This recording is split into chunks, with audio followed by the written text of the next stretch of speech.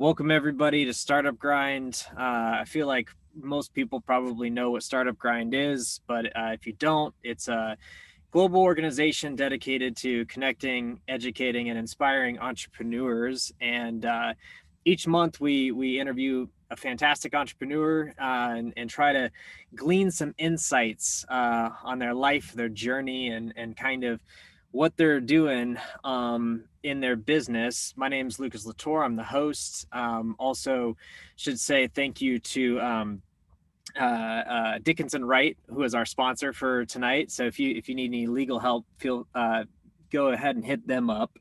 I don't see Alex Brown yet, but I'm sure he'll be popping in. But yeah, tonight our guest is well, it says MJB, but it stands for Matthew J. Benson. He is the CEO founder over at eFuse. Hey Matt, how's it going? By the way, do you go by Matthew, MJB? What is the In gamer world, I'm MJB, but in here we can do Matt. That works. Okay, all right. Well, man, it's good to have you. Thanks so much for coming and agreeing to share a bit of your story. Um, Dude, how has your life been over like the past few months? It seems like things are going crazy. I think you said that you were what, 10 employees before the pandemic, and now you're at like 45? Yeah, 10, I think in August of last year, now 45, and going through the pandemic, obviously has its own challenges, but it's been so much fun. And building here in Columbus has been a blast, and learning a lot every single day. This is my first true startup, so I'm still learning by the fire. It's been a ton of fun. Yeah, that's a pretty huge amount of growth for first time startup. I definitely want to dive into like all of the like how to get started, how'd you figure it out. But before we go there, I just maybe tell people at a high level, what is eFuse and like what do you guys do? Yeah, so at a very high level, you can think of us as a LinkedIn for esports and gaming. So our whole competency is we want to help gamers find opportunities that fit their needs. So for some people, that may be the high schooler that's a really good gamer that wants to go play varsity sports down the street at Ohio State. For some people, it might be graduating university and finding a job in the industry. And then at the highest level, it could be playing on a pro team or even competing in a tournament on the weekend. So we're an aggregation of all of these different opportunities that exist in gaming. People come on, register on the platform, and can access those different types of games. And we like to think of ourselves as the place the gamers meet, compete, and be discovered. Meet, compete, and be discovered. So I have to ask you at the outset, like you said there's several different levels of gamers. What category would you put yourself in? Are you pro I am level? no damn good. No, I am You're not terrible. good? I am terrible. My co-founder is actually pretty talented, but I am not any damn good. I grew up playing primarily casually. We grew up playing traditional sports, basketball, football, soccer, and then it was something I came home on the weekends and after sporting events, logged on to Call of Duty for a few hours and played with buddies. But not any good. Something I'm passionate about. But my co-founder he's actually competing. I think he was made it to semi-pro. Oh, okay. That's Yeah. cool. Now, so this is kind of interesting, and I am also in the realm of horrible at video games. Sometimes I play Rocket League with my younger brother, but that's pretty much it. And I'm terrible. So like for these different levels, like I just want to know like what does it mean to be a pro like esports person nowadays? Like what kind of opportunities are out there that like exist in this world? Because esports is kind of, I guess it's kind of new. It's what, like 10 years, 15 years old? Yeah, I think that's very fair to say, and I think you can think about esports more broadly, very similar to traditional sports. You have high school, you've got AAU circuits, you've got collegiate esports, you've got semi-pro, and you've got all the way up to pro. And the opportunities that exist, just to give you some, I guess, context on the scale that we're talking about here, at the highest level, there's pro teams like 100 Thieves, FaZe Clan that are playing and competing in the Call of Duty League. And that franchise slot, just to participate in the Call of Duty League and have a team in that, is a $25 million franchise buy-in. And that just happened a year and a half ago. So it gives you an idea of the scale that it takes and the money that it takes to even compete at a specific level. And then it trickles down to where you've got over 150 universities in the nation now that have varsity level scholarships to play esports. Ohio State just built out a facility in the bottom of Lincoln Tower. I think it was a little north of $2 million to build that out. So universities are investing in it. Pro teams are obviously investing in it. It's trickling down all the way into the high school scene too. And I think what's really interesting about gaming and esports more broadly is you don't have to be 6'5" and able to jump out of the gym to compete at this level. You can be male, female, doesn't matter your skin tone, doesn't matter your height, your weight. If you've got good reaction speed and you're willing to put the time in, it is an even playing ground to some extent. So that accessibility has, I think, opened a lot of people's eyes. And with COVID happening this past year, it brought a huge spotlight into it because traditional sports were gone, but video games thrived. So I think over the last 2 years, you've seen a lot of growth and a lot of brands, universities, and teams investing a lot of money into it. Yeah, yeah. And yeah, I imagine that at some point, if it's not already, it should be the biggest sporting category, right? Yeah, there's a crazy stat that there's a championship series. One of the game titles is League of Legends, and it's primarily popular overseas. It's big here in the States too, but there's a different world over there in Asia. And its viewership, its championship viewership was better than the MLB, better than the NBA finals, better than the MLS finals. The only thing that it didn't beat was the Super Bowl and the World Cup. Other than that, from a traditional sports perspective, it was bigger viewership wise than traditional sports. So I think that stat alone can kind of blow your mind and say, wow, there's a lot of people paying attention, a lot of people playing and watching these video games. Hmm. Hmm. So, I guess, because you mentioned earlier at the beginning, like you were sort of a casual gamer. I'm really curious, like, how did you kind of land on that? Like, there was a need in this space. Like, what's the story behind that?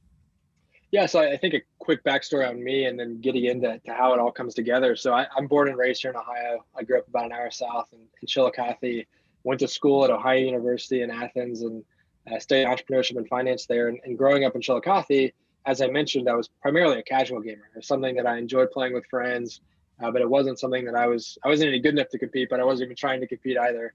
Hmm. It was just something we did casually. It wasn't until I went to Ohio U that I actually had an opportunity as a sophomore to take an entire semester and conduct research on the esports and gaming industry.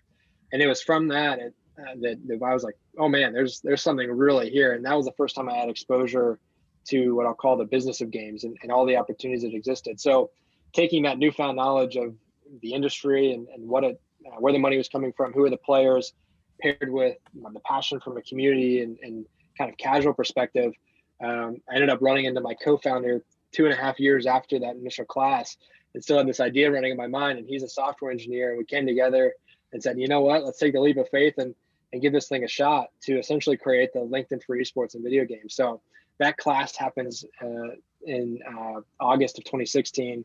And then in the August of 2019 is when we kind of jumped ship and really did the thing full time. So it's been kind of a crazy ride, but it was the passion of gaming paired with the newfound knowledge and having a co-founder that also got the gaming space and had the technical skills to help build it out, that it kind of all came together. Um, that's super fascinating, and thank you for that. The brief like backstory on you, and so one of the things about entrepreneurs that's really interesting is that they see a problem. They don't just sit there and complain or think about oh, this world sucks, and they go out and they figure out a solution, right? So I'm curious, like, because you said this was like 3 years roughly from starting it, like, Yeah. where did you kind of get the initial kind of like motivation or entrepreneurial spark? Were there any like influences in your life or something that kind of pushed you in that direction to not just sort of notice problems, but also want to go out and try to solve them? Yeah, growing up, I always had an itch to do my own thing. So even when I was in high school, I started a film company with my cousin, and we would go around the state recording dance recitals and selling DVDs. Then when 4th of July came around, we'd hire 25 people and send them across the state and across the Midwest to go sell glow sticks and these hair pieces.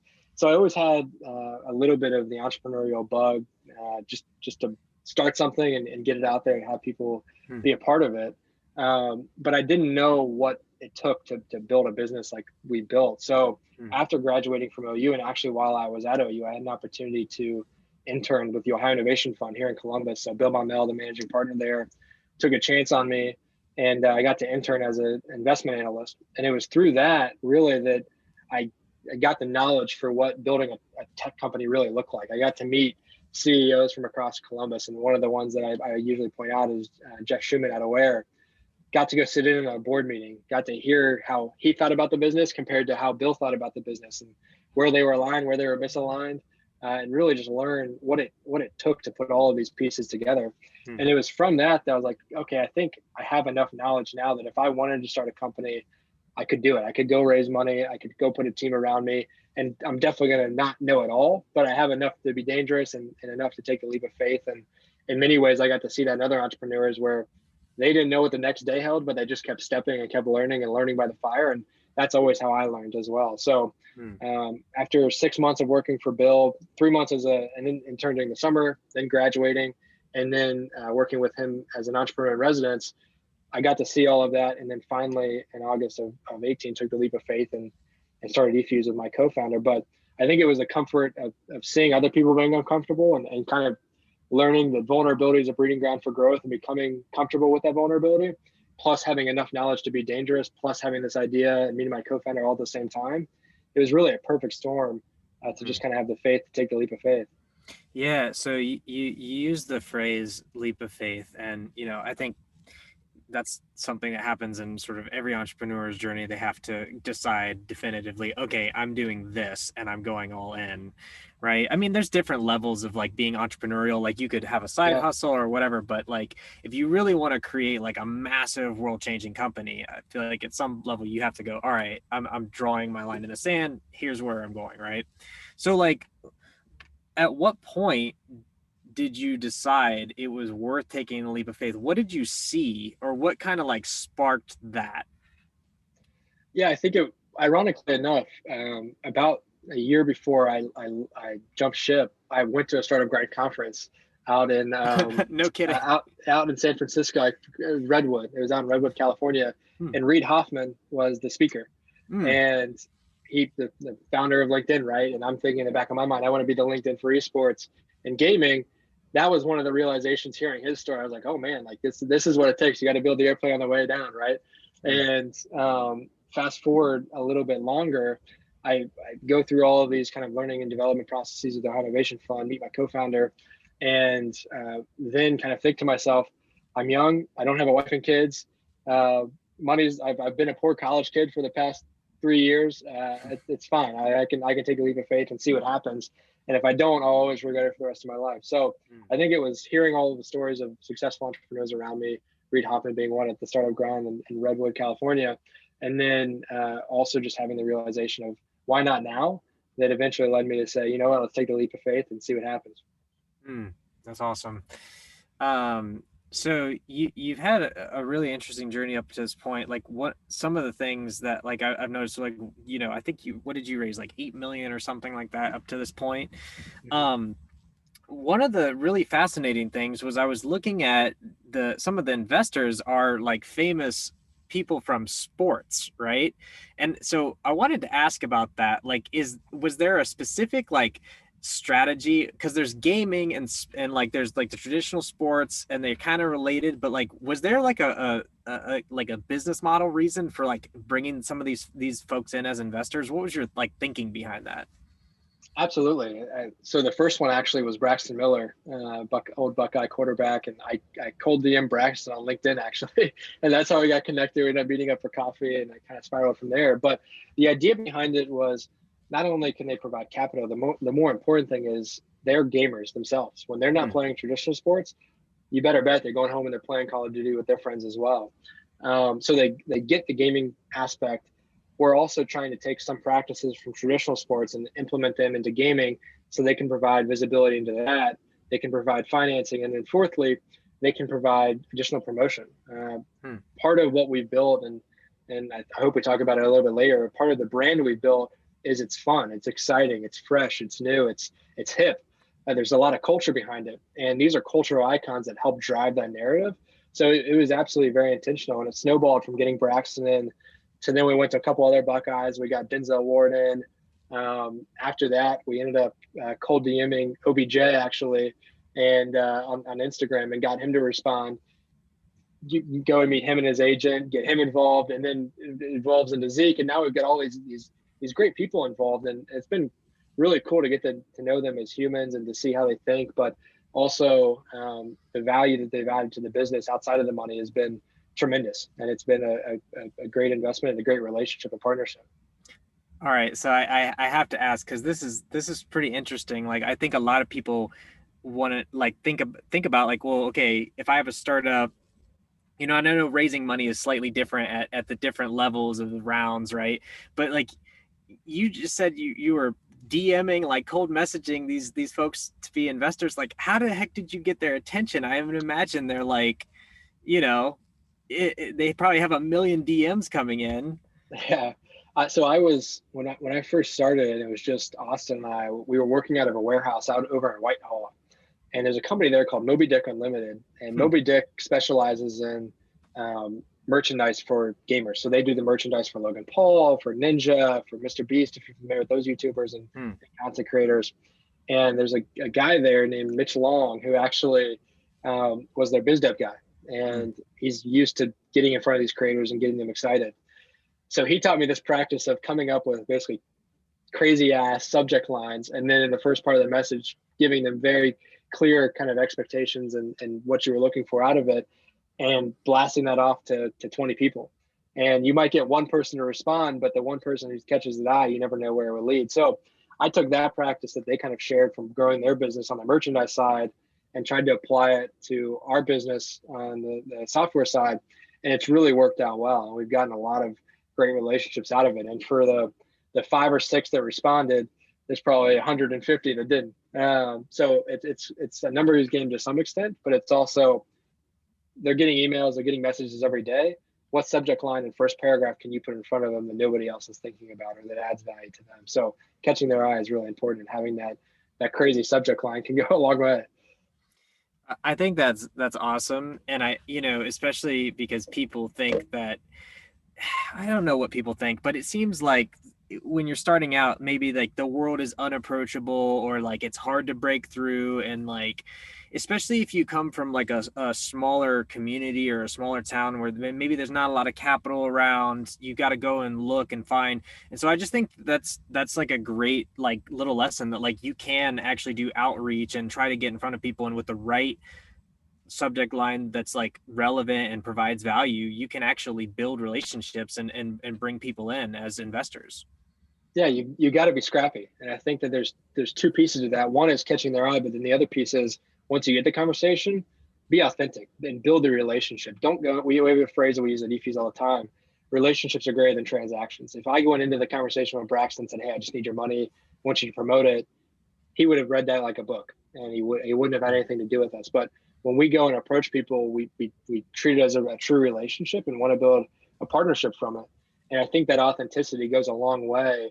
And again, trying to provide value and not just being one sided and wanting a transaction out of it. And it's been really fruitful for us. Hmm. So I want to talk a little bit about the product itself and like the product evolution, right? Because you mentioned there's like this period before taking the leap of faith, and I just want to know like kind of like what was like sort of was the initial product one thing? Has it evolved? Like how has the product grown and evolved over time? Yeah, the initial product idea was essentially let's build a job board for esports scholarships to play at university. That was about the extent. There wasn't a whole lot else, and it wasn't until we started building the MVP and started getting it in front of users that we really started uncovering what all it could become. So to look back at the timeline a little bit, we built the MVP over the course of 2019, closed our first round of funding in August of 19, and then launched the beta version of the platform on December 10th, 2019. And at that point, again, it's essentially a job board for varsity esports scholarships.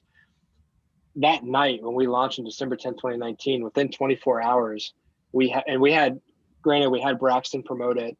We Hmm. had 25,000 people register overnight, Hmm. and we're like, oh my gosh, there's a real need here. Fast forward to January 2nd of 2020, we open up the doors to everybody. And over the course of those first 3 months, we just learned so much about the community. We're surveying all the time. We're talking to everybody in the company. It's only 6 of us at that point, but we're all talking to users, doing user interviews. And it was from that some of our most fruitful products have been developed. So not only have we expanded from just the scholarship offerings, but now we offer jobs, we offer tournaments, we offer team openings. Those are just additional opportunity types that our users identified.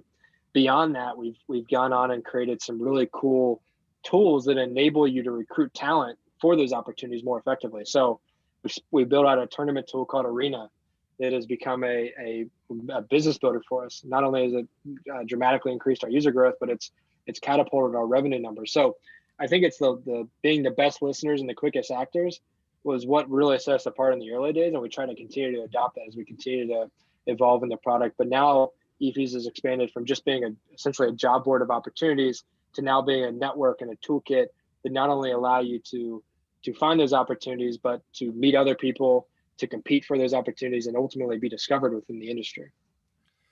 That's again super interesting, and I keep saying that because there's like there was just so much in that answer, but like at first it was an opportunity platform for scholarships for esports, right? And then you started getting all these users, and then I guess like how did you go about collecting user feedback? I know you said you did user interviews, but like talk to us a little bit about like what is that like as a early founder? Like are you incorporating it into your daily like practice or like schedule, or like how are you kind of thinking about getting feedback? Yeah, so I'll give my CTO a lot of credit here. So for those that don't know, our CTO, his name is Patrick Schuff. He was at Facebook for some time, then went to Netflix, and then wanted to move back to Ohio, and we were able to steal him away. And he was a director level at both of those positions, and it was a really big pickup for us. And I don't know what the hell he was thinking, joining a couple guys at a warehouse in Whitehall, but we got him to take the leap of faith and join us. And one of the things that he implemented really early on is setting aside time to take those user interviews and to have a personal relationship with those people. So it was something that we incorporated in our day to day. We didn't really formalize it to say, hey, we're going to do an hour a day, but it was something that we knew we need to be the best listeners and the quickest actors. And honestly, we didn't know what our roadmap was going to be. We didn't have much of a vision beyond, hey, we want to be this LinkedIn for gamers, and we have the job board or the scholarship board as piece one. Where do we go from here? What's first, and how do we prioritize it? We really leaned into the community to understand, okay, where can we add value immediately? And we spent a lot of time building those intimate relationships. Aside from the user interviews that we conducted, we did some initial surveying to basically understand what type of person are you? Are you an esports competitor? Are you a content creator? Are you just a fan? Are you a coach? And that allowed us to frame the conversations a little bit more uniquely. But aside from that, there wasn't a whole lot of process. Now we've evolved pretty dramatically where we're doing hotjar recording, we're doing user surveying much more frequently, a variety of different surveys. We're still doing user interviews, and it's bucketed. We're doing usertesting.com and understanding usability and flow. So there's a lot more that we're doing now. There's a lot more processes in place. But I think in the early days, especially, and even now, as long as you can be the best listeners and the quickest actors, that's going to set you apart from a lot of people in the industry. So I'm curious about sort of like business model, like who you think of as like, because you listed several different personas and things like which are all, I imagine, important stakeholders and users, but who do you Yeah. consider like the customer and that sort of stuff? Yeah, the baseline early adopter that we're going after is really twofold. It's the esports competitor. So it's the individual that's coming out of high school and college that aspires to go play at the next level or aspires to access an opportunity to play in a tournament. So it's somebody that's aspiring to be competitive. And that's, let's call it 15% of the entire gaming industry. The other individual that we're focusing on is, we call him organizer Ollie. But it's essentially it's the coach, it's the recruiter, it's the university overseer. It's the person who can create the opportunities, the team openings, the scholarships, the jobs. We look at ourselves as a two-sided marketplace. So we have to have opportunities on one end. That's where organizer Ollie comes into play. And then we've got to have the esports competitors that are applying for those opportunities. And at both sides have to be filled. So the early days, those were the two personas we focused on. As we've kind of risen and gotten some great adoption. We've started to turn our focus to look at more at the content creators in esports and gaming. But I would still say that the two core constituencies that we focus on the most is the esports competitor and the organizer, and maintaining that equilibrium of opportunities compared to talent in the industry. Interesting. There have been some really massive, what I would call it, wins sort of in the gaming world. Like Twitch is like the big one that comes to mind right away, which I think they sold to Amazon for like almost $1 billion. And I'm curious, how are you thinking about are you taking any cues from some of these bigger players that have kind of come into the space? Like, are you thinking about things like, how you see like TikTok, there's like all this virality and discoverability and stuff like that. How are you thinking about incorporating some of that stuff into your product? Yeah, so going back to, I guess, the understanding the users and building a product towards them, that we also probably the middle point of 2020 started asking users their motivation via survey. So when they first signed up, like, why are you coming here? And the number one motivation was to be discovered. And that's right as the TikTok boom was really in its limelight, but it was also as the esports industry was really taking off with COVID. And we sat down and said, okay, how can we increase discoverability? And it's something that we think about a lot. So not only is it providing the tools and the spotlights for recruiters to come in and find it, but it's how can we take somebody who may be getting one view on their highlight clip or one view on their stream and take it to 3 or 4, or maybe even 2, because that 1, 2, 3, 4 people that come in just 50x or 20x whatever they originally had, right? So we think of really about it and how do we level up that baseline user to the next level. We're not thinking quite yet how do we get somebody to 10,000 followers or 10,000 views on a video. It's more of how can we get them 1, 2, 3, 4, 5, and that leveling up of that content or that person has pretty insane retention aspects or retention impacts to our user base if we're able to accomplish that. So discoverability is absolutely something we think about, not only the tools we build for the recruiters, but also how do we make that within the algorithms that we have in spotlighting individuals on the site too. How do you think about because there's certain games, right, which have kind of like a social component within the game, and then there's sort of a social component outside of it with the platform. How do you think about, and this may be like a nonsensical question, but I'm just gonna try it. So, what aspects of social should be within a game versus what aspects of social should be like outside of a game?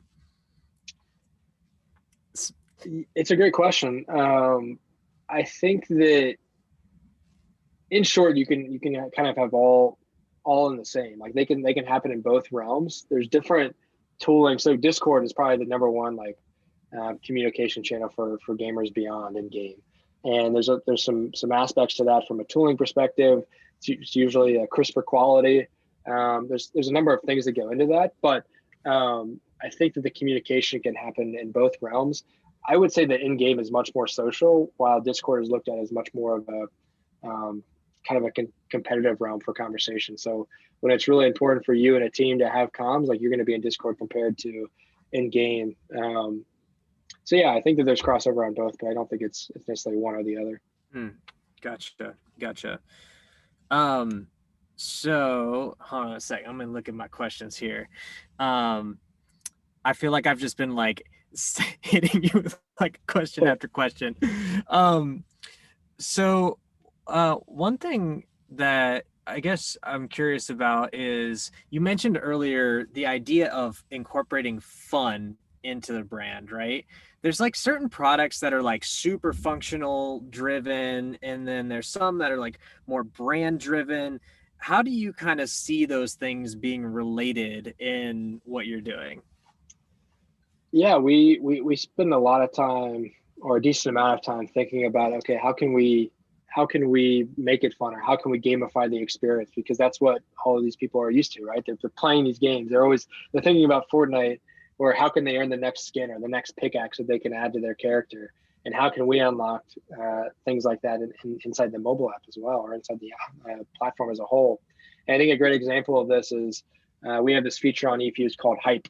And the Hype button is essentially a like button. If you really want to boil it down and look at a Facebook or a Twitter, our social feed, like, is what we call Hype. But in that Hype, we added this feature where you can do multiple hypes, and it creates this really cool kind of ticker, and it's cheering you on as you hype multiple times. It gives you a vibration on your phone, and that's a silly little experience that really doesn't mean materially anything to us. It allows, I guess, an increased expression of emotion or engagement, but really it's just a fun experience. It's different than other platforms. So little things like that can go a long way from a retention perspective and gamifying the experience of people being a part of it. But I think also it goes into, so that's one piece on the product side. But when you think about the brand more broadly, you, in gaming especially, they're going to call you out if you're not authentic. The gaming community is, I like to say, very gatekeeping. The community is not going to let you in if you just come in and try to do a big money grab. You have to be organic. You have to be authentic. And to do that, you've got to integrate well with the big names. You've got to get big time gamers to be a part of the ecosystem. You've got to partner with companies that they respect. You've got to treat people the right way and show that you're willing to invest in the industry, maybe before they ever show you a dollar.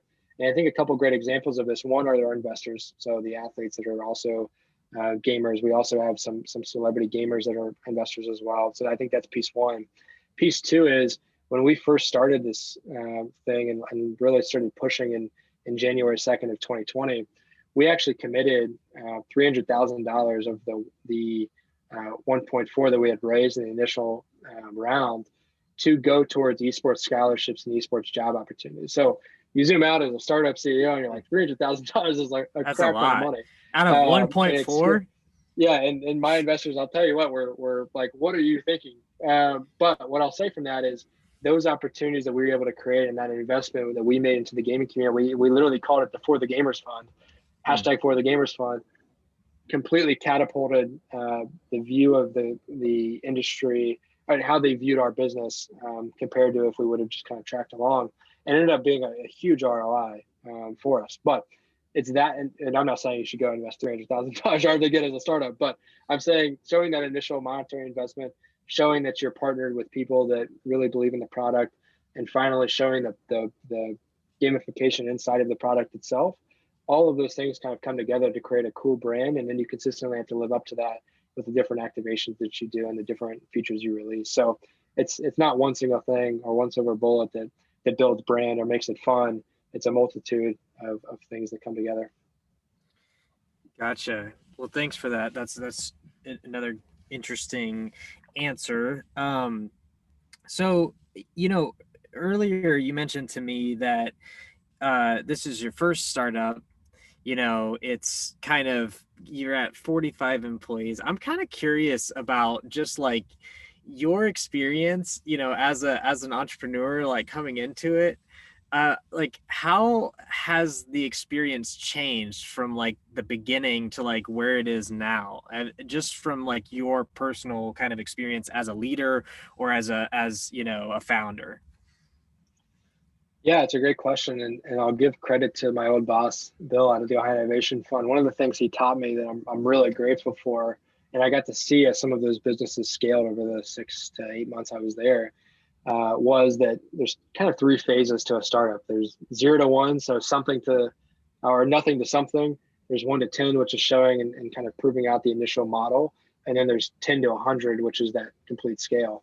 And for each one of those phases, the skill set you need to have and the people you need to have around you change.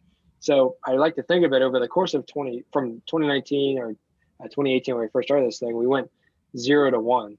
It was me, Austin, and then we picked up 1 or 2, 3 or 4 more as the year of 2020 went on.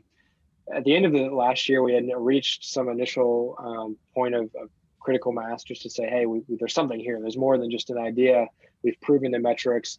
Now we want to really model it out and show what it looks like. And we want to go 1 to 10. That skill set and the people we hired that went from 6 to 45, where we are now, is proving out that we can go 1 to 10 and proving out that model. And I think for myself as a leader, I was doing a lot of IC work in that 0 to 1 phase. And I still do a lot of IC work, but let's call it 100% of my time was really IC driven. and zero that one Wait, zero wait, to one phase. hold on. Sorry. IC, just for the people listening. Individual contributor work. Okay, there you go. Yeah. Sorry. No, good call out. Like IC work was really focused on getting things done, like manually going and doing them myself. Now where I'm at is I'm spending a lot more time on managing people and managing expectations and growth within the company. It's a lot more leading leaders than it is me actually going and doing the work. And I think that that's an important skill and something that I think I've always had pretty solid emotional intelligence, but it's different when you're leading 5 people out of 45. It's a very big change. So surrounding yourself with people that have done that too and mentors that have done that too has been really beneficial for me. So the skill sets are different, the people are different. And I think that as soon as I felt like I was ready to be a good 0 to 1 CEO, I got thrown back into by the wayside and had to figure out how to be a 1 to 10 CEO. And now I think we're getting to, let's call it, we're a 7 or 8 on that scale. I feel like I'm just now going to get that before I get thrown into, okay, I got to be 10 to 100. So a lot of different skill sets, a lot of different people, and a lot of learnings, and you just learn by the fire and keep stepping. Did this did this grow faster than you expected, or slower, or just Faster. faster? Okay. Yeah. Yeah. It was something that obviously always believed in, they would always reach the scale. And I obviously hopefully it goes beyond this and I believe it will be. But it was something that I didn't think would happen this fast. And really, I think COVID was a catalyst to that. There's not many people that can say COVID was a catalyst to their business, but it really was for us. It just provided increased visibility. More people were playing, more people were watching, more people were participating, putting money towards games than ever before. And that put a lot of visibility onto our business. And that momentum has continued into this year and hopefully continues beyond. How do you think about sort of picking an idea, right? Like, let's say you haven't started yet. You've obviously now picked a good one. So, like, how do you think about the distinction between picking like a good idea or, one that maybe like isn't quite up to par with, like, I don't know, massive world changing kind of growth? Yeah, I think it's a delicate balance of trusting your own gut and intuition. And I'd be lying to you if I said I knew it was going to work from day one. I don't know that I fully believed it. It was something that I thought had a chance, and when you put the puzzle pieces together, it seemed to fit. But you don't know until you know. Hmm. The reason Part of the reason I took a leap of faith is I was fortunate to have a lot of great mentors around me that had built businesses, and some that were in the gaming industry, some that were not. And I think it was having their additional perspectives on top of what I was seeing, some of which said, hey, you're way off here. And some of which say, I can see what you're saying, that gave me the confidence to take this idea and run with it.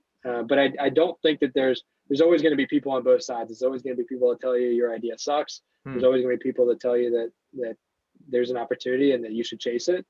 At the end of the day, you've got to trust your own gut, and you don't know until you know.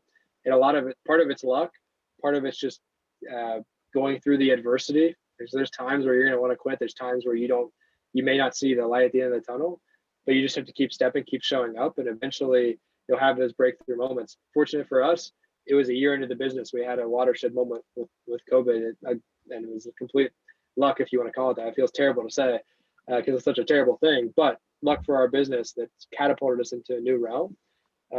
But it was a result of showing up every single day, stacking those wins, and having faith that we were onto something, and having the mentors around us that kept encouraging us, that allowed us to have that breakthrough moment. But you never really know. You just got to take the lead. That's super interesting because I think it, like, I just, while you're saying that, I had the thought about when songwriters write songs, they say they don't really know what's going to be a hit. And you can make a song that has all of the pieces of a quote unquote hit song, and on paper it looks like it could be successful, but it may not be. So it sounds like on some level you always have to have like an element of faith or trust or self-belief or something to push you forward to at least to the point where you realize the opportunity or see, what it could actually be.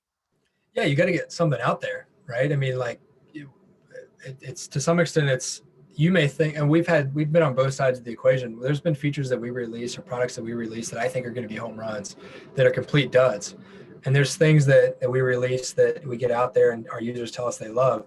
The perfect harmony is when you think you have something and they get it out there and the users love it, but it's part of it's taking the leap to at least get something out there. To your point, you never know if it's a home run or if it's not, but just trusting the process and continually showing up and stacking wins, you put yourself in a position to have breakthrough moments. And again, you're going to have duds, you're going to have wins that you don't expect. But when you get the ones that match expectations, that's when it's a ton of fun. And it's really, really cool. But you got to put yourself out there and trust the process. As far as like one of the things I didn't ask much about, and I feel like you kind of touched on it earlier in like one of your answers, which is sort of the now kind of like go to market kind of piece. And I don't know how to what extent you can talk about it, but because I know early on it sounded like there were these people who were kind of like they were able to spread the word for gamers to get on, and it was all about the scholarship opportunities and stuff. But I'm curious, like how as the company grows, like how are you thinking of like go to market now? Like, are you building like is there like a B2B side of it, or is it all like direct to consumer? Like how do you think about going to market at this stage? I'll touch on that in a second, but one thing I forgot to mention that I think is really interesting is when we launched initial the initial beta on December 10th of 2019, we had that initial jolt from Braxton that generated like 200 signups. But one thing that we did that was really interesting is we made it a queue system. So when you registered for the queue, you basically got put in as a number. So let's say you were number 200. For every person that you invited that accept, you would jump up that many spots in the queue. So it created this kind of gamified experience where you could jump up and down the queue, and that kind of led to the virality and the sharing of those different users. So again, Braxton brought in those initial 200, but then from there, it just kind of catapulted, and people were sharing with one another. So I think that was a unique kind of, maybe not unique, but a cool growth hack tool that we came up with that was really interesting.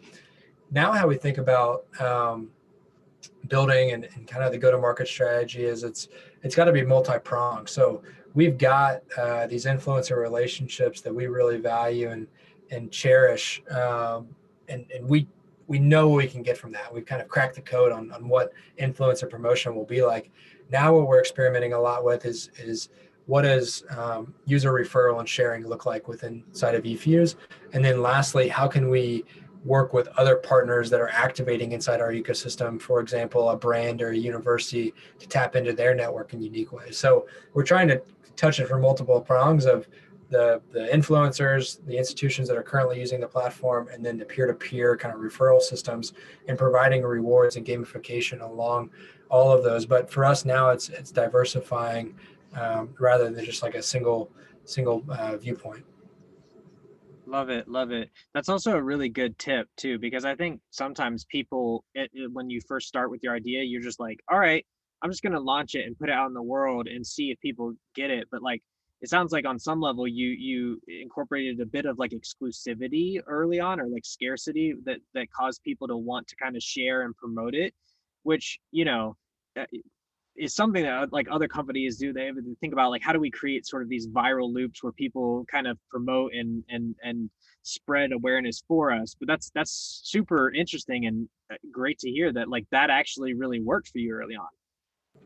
Yeah, it absolutely did. And it's FOMO, right? Everybody has the fear of missing out, and they want to be a part of something big. So when you get your 3 friends that have referred you to join this platform, you're probably going to do it. So it was a small dose of virality, but it was really cool. Another piece that I think is interesting too is we found a lot of success in premium opportunities.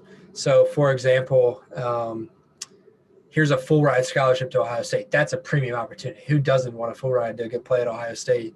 Those kind of unique opportunities that we're able to get can have a lot of virality. Another cool one that we had is Zeke, who's an investor, Ezekiel Elliott.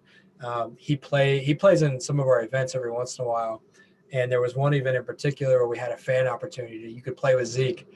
He got like, I think 3,000 people that applied to be a part of his opportunity. And those were registered signups that didn't necessarily come in from anything other than Zeke's name. And then we can get them involved in other pieces of the platform. But it's little things like that can drive some significant FOMO and significant exclusivity that people really want to vie for.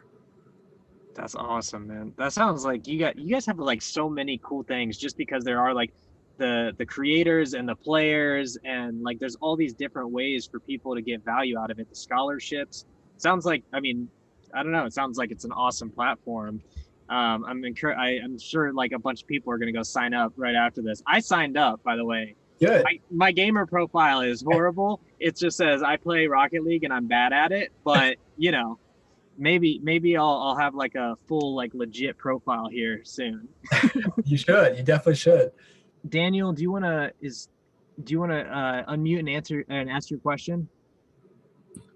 Sure will. Coming in from Ohio, asking Matt here, what's it like working at a startup tech company when majority of them around the United States are located on the coast, whether it's Silicon Valley or in New York City?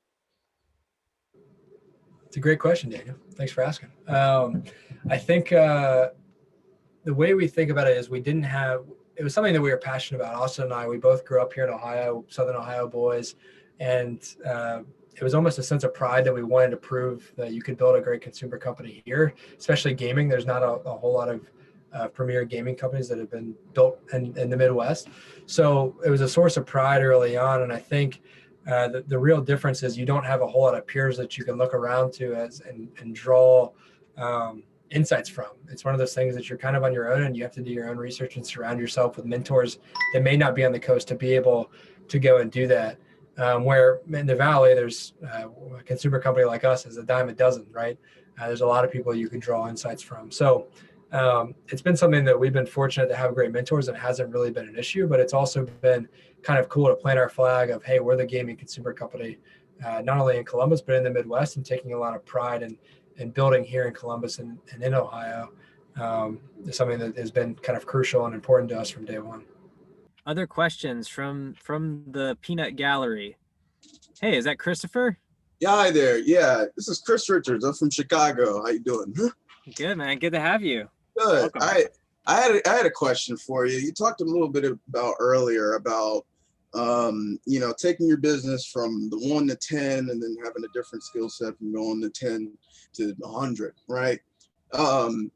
As you're sort of doing that initial IC work, individual contributing work, how did you manage going about sort of relieving sort of your responsibilities? Because, as a founder, you wear different hats and different roles and responsibilities. How did you go about sort of transitioning yourself away from this majority IC to, being the leader, right?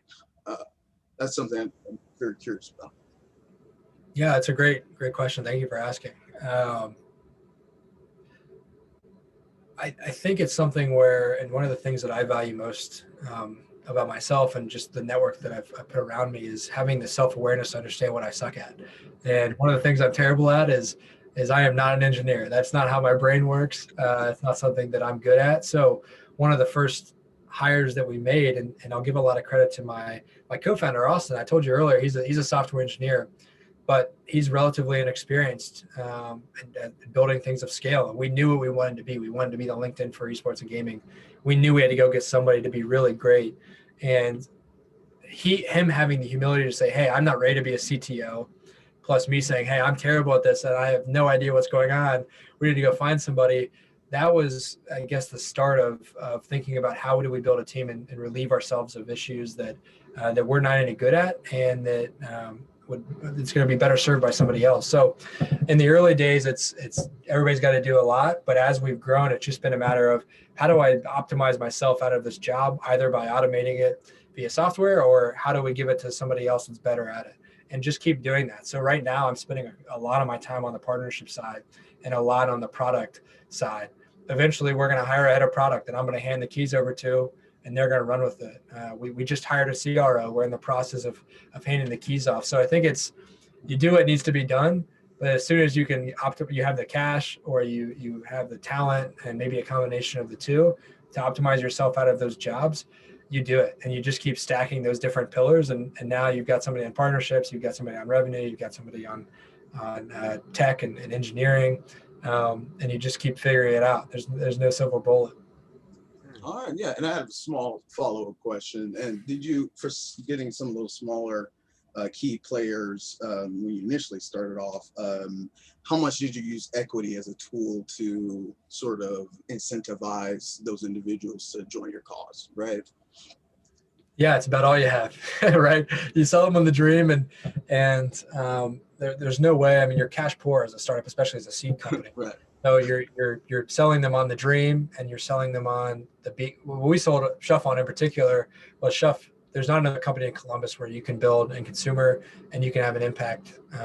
You're not going to have an impact in Netflix like you're going to have in this company. We're going to build this company to be hundreds of employees. You're going to create hundreds of millionaires here in the city. Where else are you going to do that? And what do you want to be known for? Do you want to be being an IC at Netflix? There's nothing wrong with that. You're going to make good money. You're going to have fun. You're going to learn some tough stuff. But if impact's important to you, you're from the area, and you want to learn things all the way through, this is the place for you. And by the way, not only are you going to have that vulnerability and that upside, but we're going to give you equity so you materially have the financial upside. So yeah, that's definitely something that you have to dangle the carrot for. You also have to be careful, though, that you're not just handing that out. I'd rather have, the way we thought about it from the very get-go is we'd rather have one A player compared to three B players. And especially in the early days, you have to have the right people, and you don't want to have equity spread out, because the reality is as you go from 0 to 1, 1 to 10, 10 to 100, there's going to be drop off. The people that were in the room in the early days at the table, they may not be at the table in the next room, and then so on and so forth.